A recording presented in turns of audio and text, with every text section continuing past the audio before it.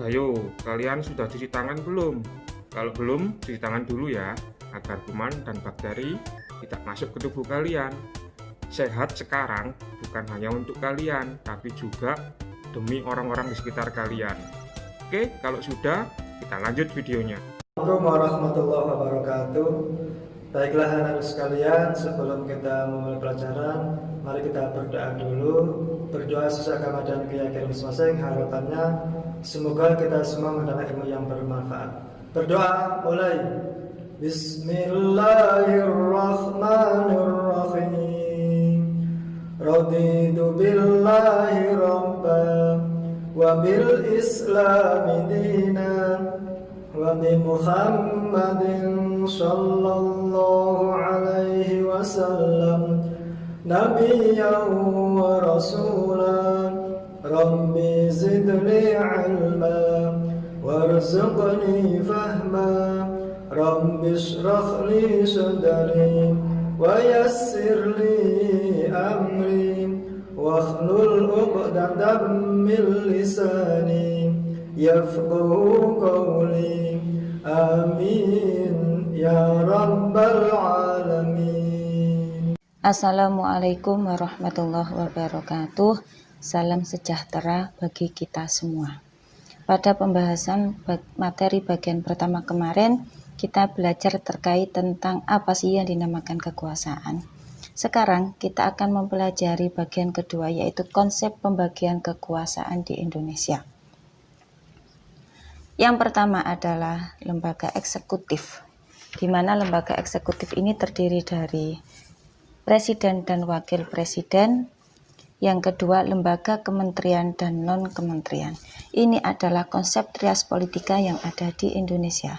Yang kedua adalah lembaga legislatif, di mana terdiri dari Majelis Permusyawaratan Rakyat dan Dewan Perwakilan Rakyat, yaitu MPR dan DPR. Yang ketiga adalah lembaga yudikatif, yang mana lembaga yudikatif ini terdiri dari yang pertama adalah Mahkamah Agung, yang kedua Mahkamah Konstitusi, dan yang ketiga adalah Komisi Yudisial. Lalu apa sebenarnya konsep pemisahan dan pembagian kekuasaan itu? Menurut Kusnardi dan Ibrahim, pemisahan kekuasaan berarti kekuasaan negara itu terpisah-pisah dalam beberapa bagian, baik mengenai organ maupun fungsinya. Artinya, menurut Kusnardi dan Ibrahim, lembaga pemisahan kekuasaan tersebut adalah lembaga eksekutif, legislatif, dan yudikatif merupakan lembaga yang terpisah, berdiri sendiri tanpa memerlukan koordinasi kerjasama. Menurut Kusnardi dan Ibrahim, yang dinamakan dengan pembagian kekuasaan adalah pembagian kekuasaan negara dalam beberapa bagian, yaitu legislatif, eksekutif, dan yudikatif, tetapi tidak dipisahkan. Artinya, di antara bagian-bagian ini dimungkinkan adanya koordinasi dan kerjasama, adanya sebuah sistem saling membutuhkan, melengkapi, dan mengawasi jalannya sebuah pemerintahan negara. Nah, sekarang bagaimana dengan sistem kekuasaan di Indonesia?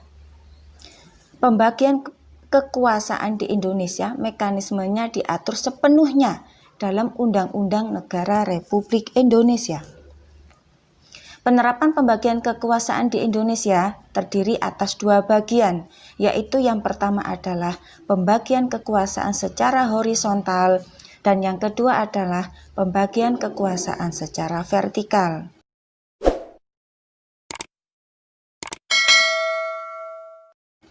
Pembagian kekuasaan secara horizontal berdasarkan Undang-Undang Dasar Negara Republik Indonesia tahun 1945.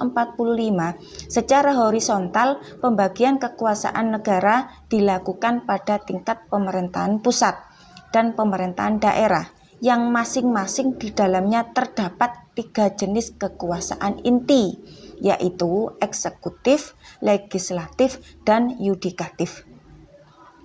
Pasal 18 ayat 1 Undang-Undang Dasar Negara Republik Indonesia tahun 1945 menyatakan bahwa Negara Kesatuan Republik Indonesia dibagi atas daerah-daerah yang tiap-tiap daerah provinsi, kabupaten, dan kota mempunyai pemerintahan daerah yang diatur dengan undang-undang.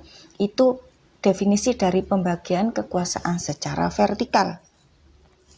Berdasarkan ketentuan tersebut, pembagian kekuasaan secara vertikal di negara Indonesia berlangsung antara pemerintahan pusat hingga pemerintahan daerah, provinsi, dan kabupaten atau kota.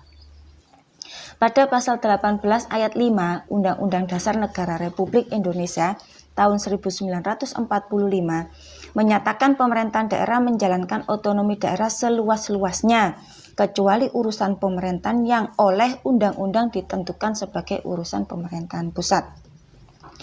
Artinya dengan asas tersebut, pemerintahan pusat menyerahkan wewenang pemerintahan kepada pemerintah daerah otonom untuk mengurus dan mengatur sendiri urusan pemerintahan di daerahnya, kecuali urusan politik luar negeri, pertahanan, keamanan, justisi, agama, moneter, dan fiskal. Artinya, setiap otonomi daerah itu berbeda-beda antara Kabupaten Pasuruan, Kabupaten Sidoarjo, Kota Pasuruan, Kota Sidoarjo, dan kabupaten yang lainnya itu berbeda, kecuali dalam urusan politik luar negeri, pertahanan, keamanan, justisi, agama, moneter, dan fiskal.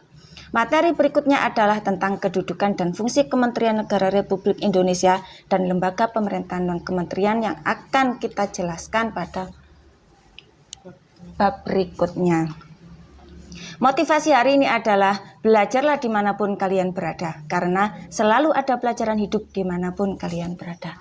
Apabila ada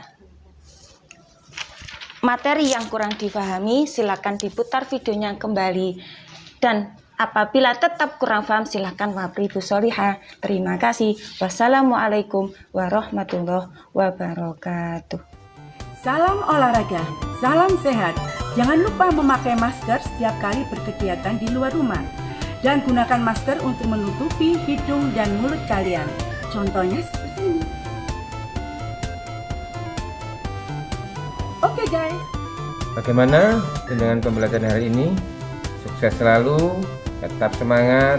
Jangan lupa jaga kesehatan, pakai masker, selalu cuci tangan, dan jangan lupa jangan keluyuran kemana-mana. Tetap di rumah saja, bantu orang tua. Jangan lupa ibadah.